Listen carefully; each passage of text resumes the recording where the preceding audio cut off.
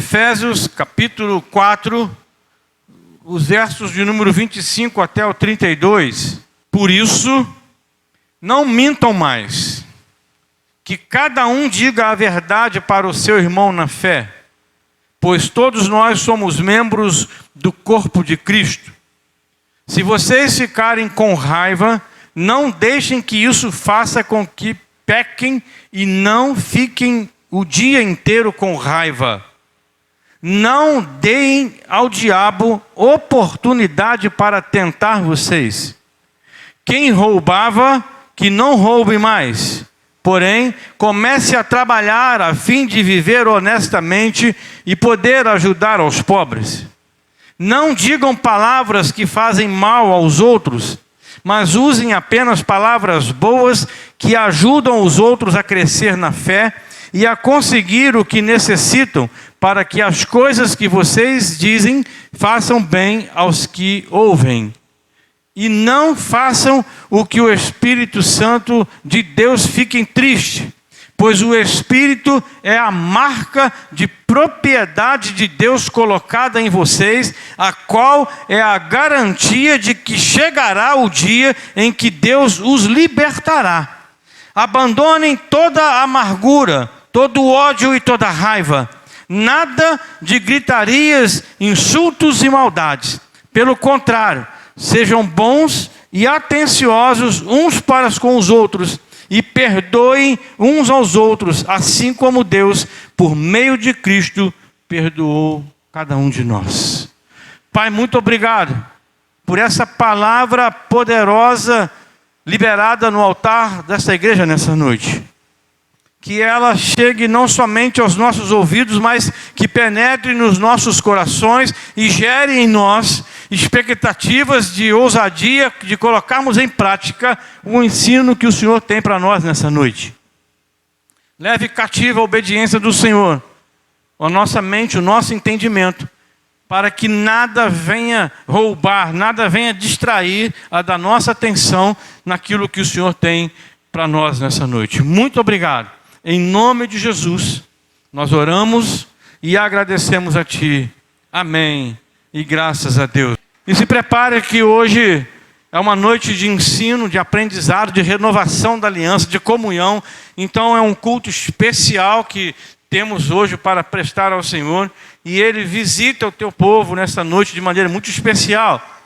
Nos versículos de número 25 ao versículo 32, com muita coragem, Paulo cita pecados específicos e até explica por que nós devemos evitá-los. Olha que coisa interessante nós conseguimos aprender e ver aqui através da ministração de Paulo nesses versículos. Nos versículos 30 a 32, Paulo adverte sobre vários pecados de atitudes. São pecados de atitudes e Paulo refere a esses pecados nos versículos 30 até o 32. Mas uma coisa nos chama a atenção: a amargura é uma hostilidade que corrompe o nosso interior. Paulo dá ênfase e fala sobre a questão da amargura. E quando você amplia a visão sobre o que ele fala nos versículos, você pode ver exatamente isso. É uma hostilidade que corrompe o nosso interior. Acontece dentro de nós. Para você poder ter uma ideia, amargura é quando alguém faz algo que nos contraria e passamos a nutrir uma disposição negativa contra essa pessoa. Você, sem perceber, você tem uma pessoa que você fica amargurada com ela, porque ela contrariou você em alguma coisa. Se você parar para analisar, se você é uma pessoa que está se vendo nesse primeiro momento, já nesse quadro, se você parar para analisar, é por um motivo muito bobo. Ela te contrariou em alguma coisa e você começa a alimentar dentro de você, ou seja, dentro de você, algo que começa aqui dentro, você começa a nutrir algo contra essa pessoa. A amargura também é a manifestação exterior e exclusiva desse sentimento que acontece dentro da gente. Porque quando essa amargura ela explode dentro da gente, ela vem para fora. E você começa a fazer uma porção de besteira. A amargura é a explosão desse sentimento dentro da gente, no interior, que se manifesta de forma externa. É esse sentimento que explode dentro de nós. Aí eu pergunto para você uma coisa. Compartilho com você uma coisa. É difícil imaginar uma pessoa que se diz crente fazer uma coisa dessa, não é verdade? Sim ou não, gente? Eu sei que é difícil responder, porque muitas das vezes nós que somos crentes fazemos isso. Muitas das vezes nós que somos crentes, quando você menos espera, você nutre dentro de você um sentimento como esse, daqui a pouco ele explode e você está agredindo, você está falando, você está... Uma série de atitudes que Paulo está dizendo ali que é pecado. Então isso serve de alerta para nós. Serve de alerta para nós, porque quando isso acontece, quando o crente começa a fazer isso, a raiva e a ira, com frequência, levam ao tumulto. Aí quando Paulo fala aqui de gritaria, fala de uma série de coisas, que quando você começa a colocar esse sentimento para fora, logo sai do nível, né? Daquele nível de educação, de respeito, você já começa a elevar a sua voz, na que você vê daqui a pouco aquela conversa está se tornando uma gritaria, uma baixaria, na realidade, dizendo dessa maneira, né? E Paulo fala exatamente sobre isso. E nós devemos ter muito, muito cuidado, pois a amargura e a ira, muitas das vezes são decorrentes de situações, como eu disse, triviais. Situações comuns, que são capazes até de destruir lares. Se você não dominar esse sentimento da amargura, pode destruir o seu lar, pode destruir a sua amizade, e se bobear, pode destruir uma igreja. Paulo ele fala isso com muita propriedade, com muito conhecimento de causa. E eu quero compartilhar com você outra coisa. Já perceberam uma coisa que, por natureza, nós somos cegos para as verdades espirituais que a Bíblia contém? Por natureza, nós somos cegos pelas coisas espirituais que a Bíblia tem. Por isso que nós precisamos de doutrinas, por isso nós precisamos de discipulado, por isso nós precisamos de ensino, por isso nós precisamos construir um fundamento baseado nessa categoria de ensino, porque senão a gente começa a perder algumas coisas. Por quê? Nós somos cegos. O próprio apóstolo Paulo, em Romanos, em Coríntios, ele diz que o Deus desse século cegou o entendimento das pessoas. Então, a maioria das pessoas são cegas espiritualmente pelas verdades, pelas bênçãos, pelo aquilo que a Bíblia diz para nós e diz a nosso respeito. As lutas e os contratempos da vida desviam os nossos olhos do alvo, que é Cristo. Você está presente aqui hoje. Eu creio que você deve estar muito feliz por participar de um culto como esse. Eu, particularmente, estou muito feliz. Deus está movendo, trabalhando, uma dinâmica diferente, uma liberdade para adorar a Deus. Você está focado, mas quando você sai desse ambiente, daqui a pouco você bota o pé ali fora, os problemas da nossa vida, do cotidiano, eles vão vir com força. E se nós não preservarmos esse cuidado daquilo que nós estamos vivendo aqui, esses problemas vão tomar o lugar do nosso alvo. Você vai começar a sair daqui pensando nas coisas que você tem que fazer, nas atividades que você precisa realizar. Eu digo para você uma coisa, a Bíblia é uma fonte de conforto para os nossos problemas. Você tem problema? Com certeza tem. Mas a Bíblia é uma fonte de conforto para os nossos problemas. E é o maior e melhor fortificante espiritual. Porque quando uma pessoa está aí meio fraca, abatida, ela tem que tomar um fortificante. Agora, a palavra de Deus é esse fortificante espiritual que nós precisamos. Nos cultos, como o de celebração da ceia do Senhor, são cultos que, com certeza, traz uma palavra de confronto, uma palavra de exortação, de encorajamento para nós. É uma decisão muito, muito pessoal, ou seja, uma decisão de cada um, aquilo que você vai fazer com o que você está recebendo aqui hoje. Cada um de nós aqui estamos para tomar uma decisão até o final desse culto. Mas ela é pessoal. A senhora, irmã Geralda, é a única pessoa nesse lugar responsável pela decisão que a senhora vai sair daqui com aquilo que a senhora vai receber. Todos nós que estamos aqui estamos recebendo na mesma porção. Mas cada um de nós aqui vamos sair com essa decisão. O que eu vou fazer com essa palavra que está sendo ministrada hoje sobre a minha vida?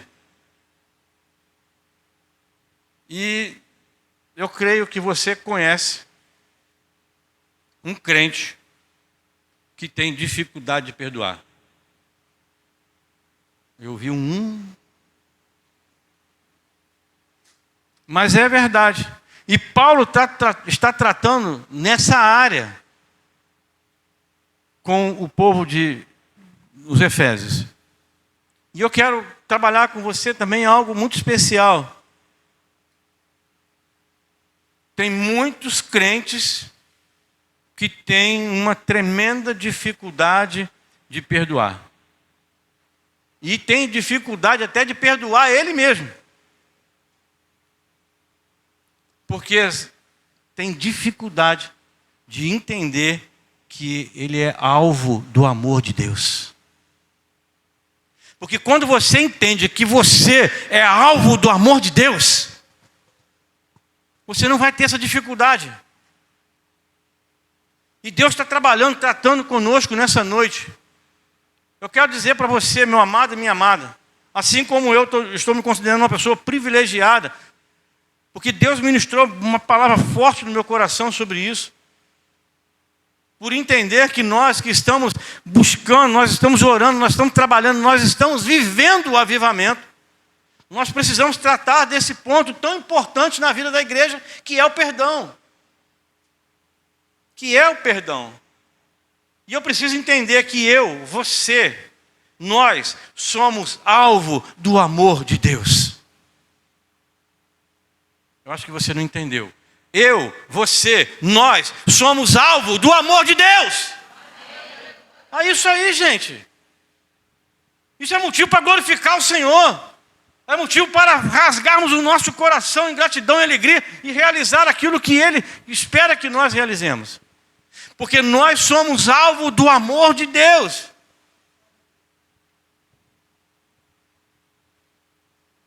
E tem gente que não se acha merecedor do perdão de Deus. Esquece que a graça é exatamente isso. Eu, você, nós não merecemos, mas por esse amor de Deus, Ele nos concede. A graça é um favor imerecido. Você está certo em achar que você não merece. Eu estou certo em achar que não mereço, mas não é por merecimento, é pela graça. É pela graça. Isso faz toda a diferença. E tem gente que fica amarrando aí nessa situação. Não, eu não mereço, eu não mereço. Ah, mas você não merece mesmo não. Se fosse por merecimento, você estava longe. Só por pensar dessa maneira, mas não é. É pela graça. Mesmo você achando que não merece, Deus te ama. O amor de Deus está à nossa disposição por Cristo Jesus. É dessa maneira, desse jeito. A graça é um favor imerecido. E a dificuldade pode aumentar ainda mais na vida dessa pessoa, que quando vem para a igreja, ela é tratada, ela é discipulada, mas a igreja continua fazendo piadinha. A igreja costuma fazer gracinha com o pecado daquela pessoa. Eu não sei se você já viveu experiência desse jeito. E essa pessoa, ela se sente condenada constantemente pelo pecado que ela cometeu. Por quê? Porque sempre tem alguém fazendo uma piadinha aqui, fazendo uma piadinha ali, sobre a vida errada dessa pessoa. Eu quero fazer duas perguntas. É certo uma pessoa carregar para sempre a marca de pecador ou pecadora? Sim ou não? Não. Como lidar com a marca do pecado cometido? Você tem uma fórmula aí? Você sabe como lidar? Porque a Bíblia diz muito claro para nós. Nós não precisamos carregar a marca de pecador ou pecadora por resto da nossa vida. Mas como lidar então com os erros que foram cometidos? Infelizmente, a igreja tem dificuldade de lidar com o pecador arrependido. A igreja tem essa dificuldade. Não é só a nossa igreja não, amado. A igreja de Cristo, no geral, ela tem dificuldade de lidar com o pecador arrependido. Às vezes a igreja trata alguém que chega destruído por um pecado que se torna, que todo mundo sabe. Aí o que a igreja faz? Poxa, vamos cá, e cuida, e trata, e ama, e tal. Mas se alguém que já é membro da igreja cai em desgraça no mesmo pecado que aquela pessoa chegou destruída, os membros da igreja destroem mais ainda, ao invés de acolher. Por que tem essa diferença? A igreja não está preparada para lidar com o pecador arrependido. Porque, amados, nós que estamos aqui, que podemos dizer que no peito que nós somos crentes, cuidado, a Bíblia deixa muito bem alertado, cuidado com aquele que está em pé para não caia. Qualquer um de nós aqui podemos cair num pecado. O que vai fazer a diferença é de como vai ser esse tratamento, como que vai ser esse cuidado. E nós estamos vivendo o avivamento, eu estou orando, pedindo a Deus, para que nos dê sabedoria para lidar com o pecador arrependido. Mesmo aqueles que chegam e mesmo com aqueles que estão presentes na igreja. Às vezes a igreja trata dessa maneira. De uma forma e outro. Muitos crentes agem como aquele homem, o irmão do filho pródigo. Vocês conhecem a história. Agem como o irmão do filho pródigo. Ele se acha o tal, bacana, mas é um acusador, um apontador de defeitos, de erros, de tudo aquilo que o irmão fez. Eu sei que é muito difícil para alguns entenderem que, como Deus foi misericordioso conosco, nós também precisamos ser misericordiosos com os outros. Porque tem muitos que se colocam na posição, para mim, misericórdia, para o outro, justiça. Queima ele, Jesus. Mas para mim não, Deus tem misericórdia da minha vida, que sou um pecador. E o outro? Nós estamos sendo ministrados para fazermos a diferença. Não é só o filho pródigo, esse exemplo do filho pródigo, mas temos outros. Lembra daquela mulher pecadora que derramou o óleo sobre a cabeça de Jesus na casa de Simão? Ela chegou lá, quebrou o óleo, né? No vaso de alabastro, quebrou. O que os irmãozinhos lá fizeram? Se soubesse essa mulher... Na realidade, você me ajudou na próxima que eu vou dizer. Mas essa que quebrou o vaso, até os irmãozinhos discípulos lá, desperdício. Podia pegar esse dinheiro e dar para os pobres. Mas esse episódio que a Kátia me lembrou, que eu vou dizer aqui agora, aquela mulher que estava lá na casa de um outro, que a pessoa pensa que é a mesma pessoa, que não é, mas essa mulher chegou lá na casa, também que é Simão, e estava chorando aos pés de Jesus e secando, né, as lágrimas nos pés de Jesus com os seus cabelos. E as pessoas que estavam lá, o próprio Simão, diz assim, ele pensa, se Jesus fosse um profeta, mesmo soubesse quem é essa mulher que está aí, não deixava ela fazer isso. Olha como que nós temos esse impulso de fazer isso. Você vê que até os próprios discípulos acharam ruim uma mulher pecadora dar o melhor que ela tinha, que era aquele óleo precioso, que estava num vidro também precioso, e quebra esse conteúdo e derrama na cabeça de Jesus, os próprios discípulos de Jesus começam a criticar a mulher. E depois que ele está na casa desse outro pecador lá, Simão, ele também acontece a mesma coisa, o fariseu. As pessoas ficam olhando. E aquela mulher que foi pega em adultério? Pessoal, todo mundo preparou, chegou, jogou a mulher na frente de Jesus para ver o que Jesus ia fazer. Isso aí destrói, quebra, queima. E o que Jesus faz? A gente aprende coisas interessantes. Jesus nos ensina algo muito interessante, porque primeiro ele faz o confronto com as pessoas que estão em volta, para depois ele tratar com o pecador. E isso às vezes frustra as pessoas. Porque todo mundo que estava ali, tanto nesses episódios que eu falei aí, do filho pródigo, da mulher pecadora na casa de Simão, e a mulher também pecadora na casa de Simão, e essa mulher pega em ato de adultério, todo mundo estava ali esperando ver Jesus descer o sarrafo daquela mulher. Estava vendo Jesus dar um sermão no ensino daquela pessoa, mas primeiro Jesus ele trata com as pessoas que estavam à volta. Isso deve deixar as pessoas com mais raiva ainda. Poxa, eu pensei que o pau ia quebrar, quebrou, foi para cima de mim. Jesus ele ensina algo com muito carinho, com muito amor. Ele primeiro confronta as pessoas que estão em volta. E mesmo assim ainda tem pessoas que insistem em querer ser mais do que Deus. Que ainda diz assim, olha, Deus esquece, mas eu não, hein? Você já ouviu alguém falar isso?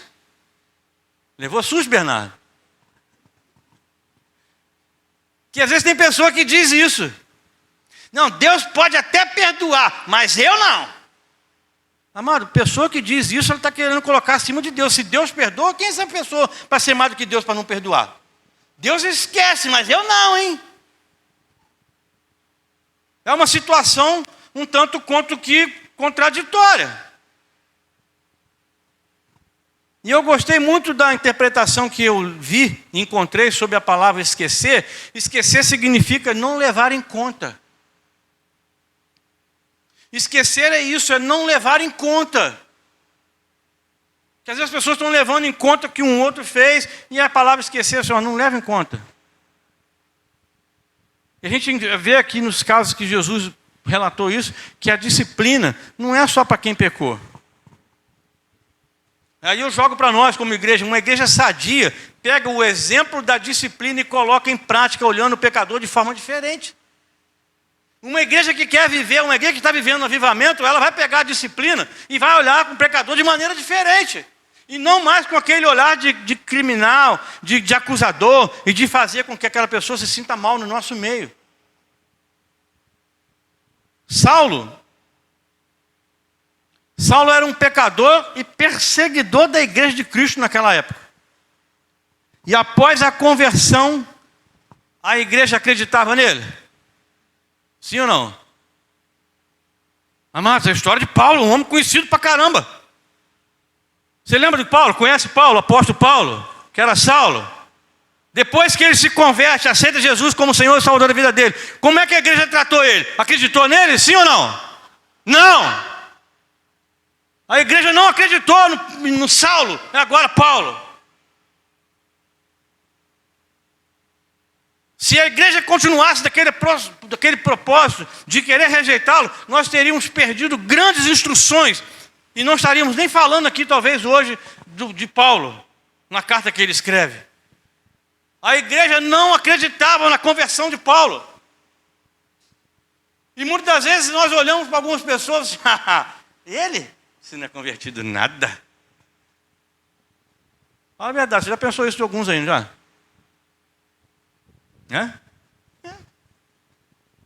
Olha que Paulo escreve há 2000 anos atrás, como que está super atual, amado. Nós vivemos isso hoje. Saulo, que era esse homem perseguidor, pecador, queria matar o povo de Deus. Aí ele se converte, todo mundo fica com medo. Mas uma coisa chama a atenção. Havia um homem na igreja de Cristo naquela ocasião que fez toda a diferença. Ele simplesmente fez o que nós temos orado, que nós vamos continuar orando, vamos pedir para que Deus faça em nós, que sejamos acolhedores. Alguém lembra do homem que acolheu Paulo? Oi?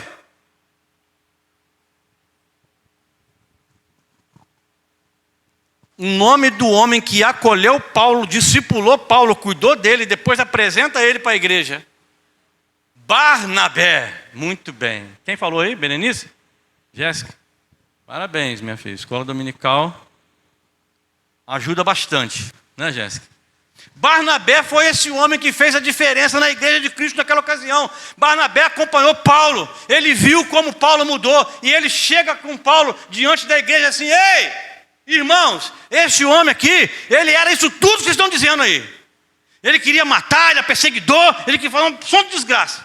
Mas agora, eu estou vendo a mudança na vida dele. Ele se converteu, ele é outra pessoa. Aí a igreja começa a ter uma visão diferente. Barnabé pegou Paulo e leva ele. Barnabé acolheu ele e depois apresenta, devolve ele para a igreja. Assim, ó, tá aí, ó, o que Deus fez na vida dele. Amados, vamos falar a verdade? Toda a igreja precisa ter Barnabé. Que esse vai fazer a diferença, né, maninha? Esse vai fazer a diferença. Sabe por quê? Os Barnabés, eles são sensíveis ao propósito de Deus na vida de alguém. Os outros discípulos de Jesus não perceberam o que Barnabé percebeu. Os Barnabés são sensíveis à ação de Deus na vida de alguém. São pessoas que vão mostrar para a igreja que Deus entrou na vida dessa pessoa e mudou. E mudou para valer. Mas eu costumo dizer que no dia que eu me converti, o pastor que estava conduzindo o culto, que era o pastor Evaldo, ele me apresentou para a igreja. E um irmão, a pedido do pastor, se colocou à disposição de cuidar de mim, de ser o meu Barnabé. Amado, vou dizer uma coisa para você: se eu depender desse irmão, eu estava morto. Porque, eu já falei para vocês, 20 e tantos anos de convertido, até hoje esse irmão nunca perguntou como é que eu estava. Se eu dependesse dele, eu estava morto. Então, ser Barnabé, ser acolhedor é algo muito sério. É algo muito importante que nós precisamos colocar em prática na nossa vida. Quando você vê alguém chegar na igreja, quando você percebe que alguém... Olhe com os olhos de um Barnabé. Deus tem um propósito, um plano na vida dessa pessoa. Eu vou ajudar ele. Eu vou trabalhar com ele. Porque nesse momento de avivamento que nós estamos vivendo, nós precisamos de pessoas assim, amado.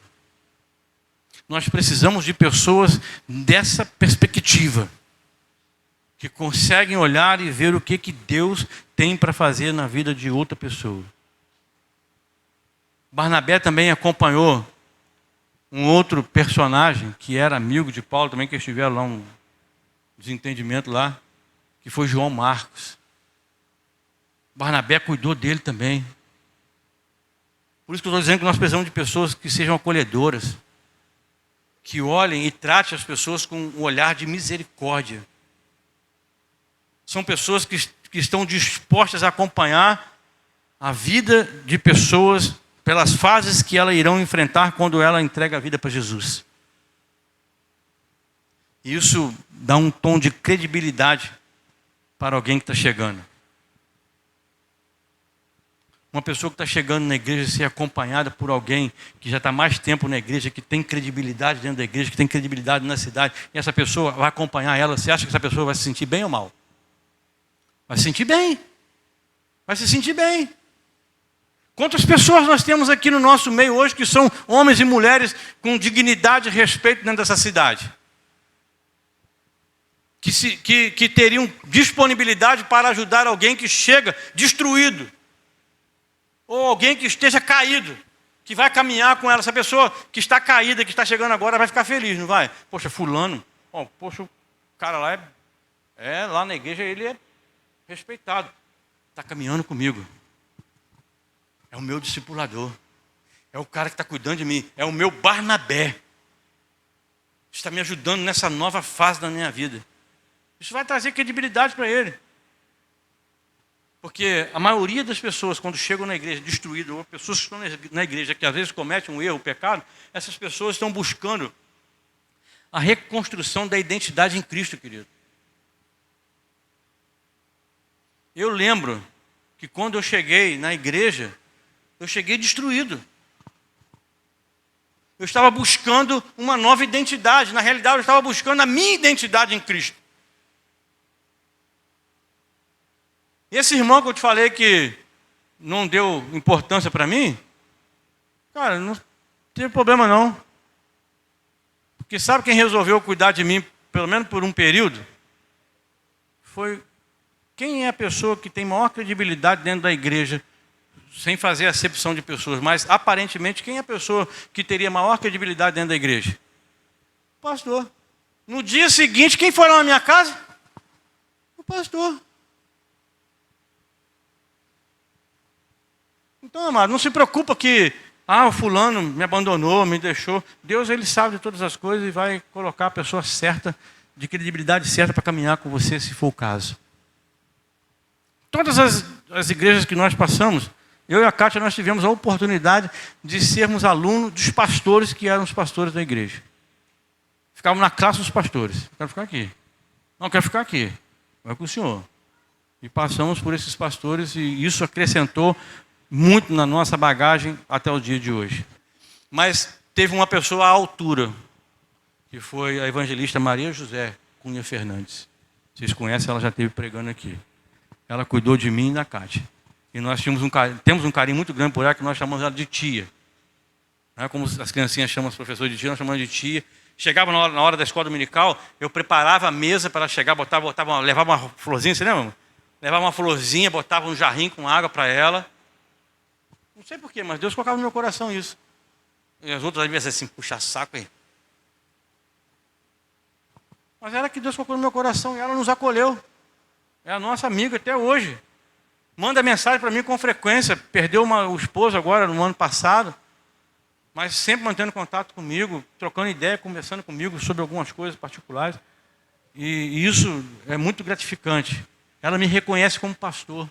Fui pastor dela alguns anos quando ela se congregou lá na Metodista. Ela está na Metodista agora, mas eu lá em Valença, né? E isso... E ó, pastor Elcio é bravo, né? Mas é um grande amigo, um grande homem de Deus. Me relaciono com ele até hoje também. Tenho muito carinho por ele, porque foi ele que enxergou em mim um potencial pastoral. Pastor Elcio enxergou em mim um potencial. Que quando eu cheguei no gabinete dele, assim, pastor, meu coração está ardendo para o ministério pastoral.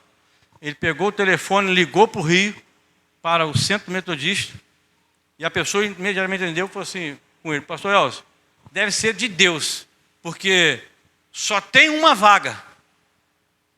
E a aula começa amanhã. Pastor Elcio, pode fechar. Antônio Carlos Espíndola. Estava eu lá no dia seguinte, 8 horas da manhã, no Rio de Janeiro. Assisti a primeira aula do seminário. Isso há 20 anos atrás. Foi exatamente no mês de março de 2003. Então, está fazendo 20 anos.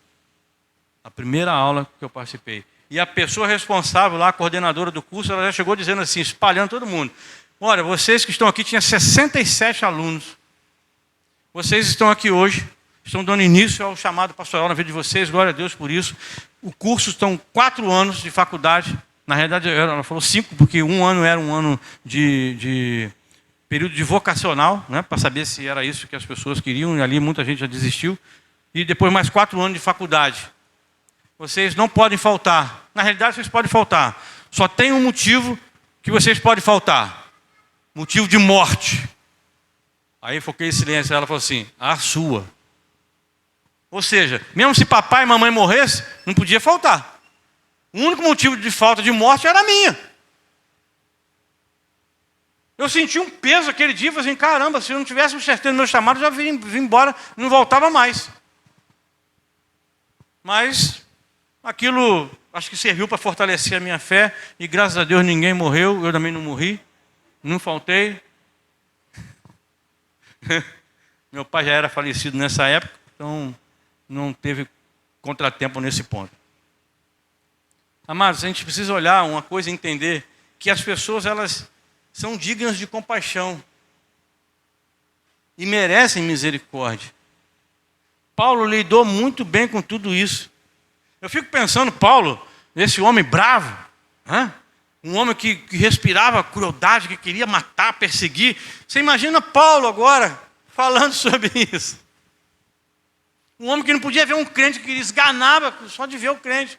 E agora Paulo vem dar uma lição com isso. Por quê? Porque Paulo foi muito bem tratado, cuidado por Barnabé, e ele aprendeu uma lição. E ele lidou muito bem com isso.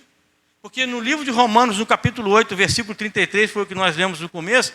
Quem fará alguma acusação contra os escolhidos de Deus?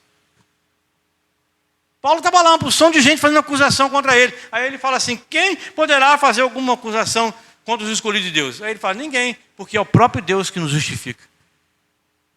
As pessoas podem até se levantar fazendo acusação contra você, meu irmão, minha irmã. Mas quem pode fazer essa acusação, se é o próprio Deus que nos justifica? Ninguém. Ninguém. Pense comigo numa coisa. Uma igreja que está vivendo o avivamento, é uma contradição falar do evangelho e não conseguir perdoar. Concorda comigo? Se nós estamos vivendo o avivamento e estamos falando do evangelho, é uma contradição a pessoa que está nessa igreja não perdoar. Porque a marca do evangelho é o perdão. Quando a pessoa olha para você e você diz que você é crente, a pessoa automaticamente, no inconsciente dela, ela pensa assim, ei, essa pessoa é uma pessoa que sabe perdoar. Pelo menos deveria ser. Porque o perdão é a marca do evangelho. Pensa bem como você está conduzindo a sua vida, como você está lidando com isso, porque a salvação ela só pode vir para quem admite que é pecador, querido. A salvação só faz sentido para aquele que admite que é pecador. E Paulo entendeu tão bem sobre a conversão e a marca que ela deixou nele, que ele escreve dizendo que nós também ficamos com uma marca quando nós tivemos nosso encontro com Deus. Que está lá no livro de Efésios também, nesse primeiro capítulo, versículo 13. Paulo escreve assim, a mesma coisa aconteceu também com vocês, quando ouviram a verdadeira mensagem da boa notícia que trouxe para vocês a salvação. Vocês creram em Cristo, e Deus pôs em vocês a sua marca de proprietário, quando lhes deu o Espírito Santo que habita em vocês. Olha que coisa bacana, nós temos uma marca. Paulo foi tremendamente discipulado com êxito. Soube muito bem o que falava.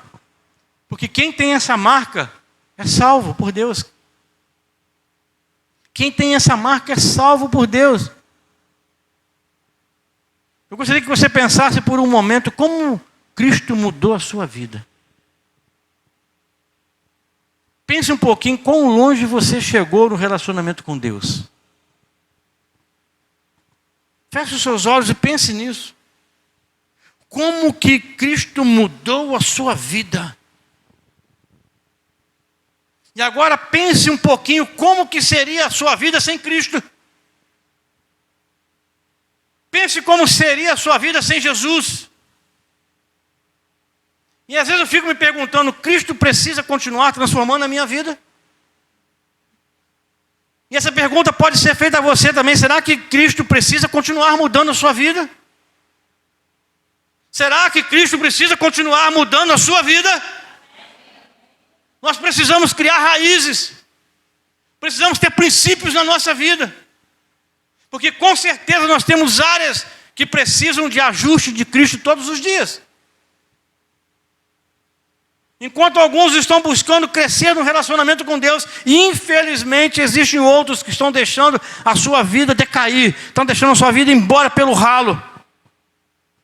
Escolha hoje, é uma escolha que eu disse agora há pouco, totalmente pessoal. E é uma escolha que você não pode delegar para outra pessoa. Se sair daqui perguntando assim, você acha que eu devo deixar Deus trabalhar na minha vida mais um pouquinho ou não? Quem tem que saber isso é você, querido. Não delegue essa responsabilidade para outras pessoas que estão vivendo uma vida promíscua aí fora, que estão pensando em coisas erradas, que querem só tirar proveito de você, que querem só usar você, que querem só ver você na lama cada vez mais. A questão da santidade, a questão de servir a Deus é uma questão de escolha pessoal. Sabe por quê? Porque uma escolha errada pode custar a sua alma. Se você escolher errado, pode custar a sua alma. Ou seja, uma separação eterna de Deus. Se você tem dificuldade de perdoar, quero lembrar de uma coisa. Paulo identifica que uma pessoa amargurada é uma pessoa que tem dificuldade de perdoar. Então, se você tem essa dificuldade de perdoar, você está rotulado pelo apóstolo Paulo como uma pessoa amargurada. E ele está nos dando hoje instruções e ensinamentos para que a gente deixe de ser essa pessoa amargurada. Muito cuidado, porque a amargura no coração faz com que a pessoa trate a outra como Satanás trata. E não como Deus quer tratar. Porque uma pessoa amargurada quer tratar o outro como o diabo trata. Sem misericórdia, sem amor e sem cuidado. E não é isso que Deus quer de nós. Deus, ele tem compaixão de nós. Deus tem misericórdia de nós. Não perdoar o outro para o nosso bem não é vantagem, porque não é assim que funciona. Apesar de sermos abençoados com essa decisão, nós perdoamos as pessoas por amor de Jesus Cristo. Quando você decide perdoar alguém, você decide por amor a Jesus. O diabo, ele quer espaço para agir na nossa vida. E a amargura é um campo fértil para ele. Paulo diz aqui, no versículo que a gente leu, não dê espaço para o diabo. Não dê lugar para o diabo. E parece que tem crente que está ignorando isso. Ao invés de não dar espaço para o diabo, está dando espaço para o diabo. Não dê espaço para o diabo. Porque perdoar é o segredo para viver uma vida cristã feliz. Quer ser um crente feliz? Então perdoe. Perdoe, porque o perdão é o segredo para ter uma vida cristã feliz. Eu quero encerrar. Deus é o único que pode abrir os nossos olhos. Deus quer que vivamos mais por fé do que por visão. Porque tem muitas pessoas querendo viver por aquilo que elas estão vendo e não por aquilo que elas acreditam. Porque quando Deus abre os olhos da nossa alma, aí nós vamos começar a ver as maravilhas, o cuidado paternal e os que Ele tem com cada um de nós. Deus é um Pai poderoso. Quando Ele abre os nossos olhos, a gente começa a ver o que Jesus sofreu. Aí a gente vai chegar a uma conclusão, que relativamente nós não estamos sofrendo nada. Porque tudo que era para eu sofrer, Ele levou. Tudo que era para vir na minha vida, está sobre Ele. Nós vemos o céu como o nosso lar. A morte e ressurreição de Jesus nos liberta de tudo aquilo que nos prende. Cristo nos deu perdão das coisas do passado, porque a partir de agora é a hora de andarmos em liberdade. Se verdadeiramente o Filho do Homem nos libertar, seremos livres. Livres. Cristo não morreu para que a gente viva uma vida muito baixa, uma vida medíocre, um nível de bênção muito pequeno. Ele tem muito mais para mim e para você, amado. Deus tem muito mais para mim e para você. Quero motivar você a não se contentar com pouco. Deus tem muito mais para você. Deus tem muito mais para a sua vida. Deus tem muito mais para a sua família, para a sua casa. Glória a Deus por isso. O próprio João escreve que o diabo veio para roubar, matar e destruir, mas que Deus, através de Jesus, veio para que nós tenhamos vida e a tenhamos em abundância, ou seja, com fartura, com vontade. Então não tenha medo nem vergonha de pedir a Deus isso, porque é nosso por direito, é uma promessa adquirida. Tome posse dela. Jesus quer o melhor para a nossa vida.